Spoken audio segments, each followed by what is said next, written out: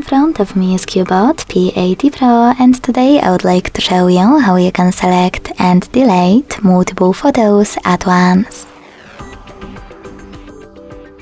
First of all, you need to open Photos app and tap on Photos or Library at the bottom.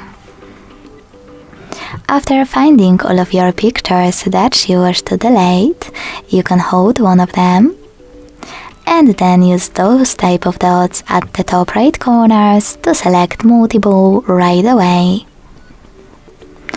If you wish to keep some of those photos, tap on the chosen ones. And then to delete the rest, use this bin. Now confirm your choice in the pop-up and wait. Thanks so much for watching. If you enjoyed this video, leave a like, comment and subscribe. Bye!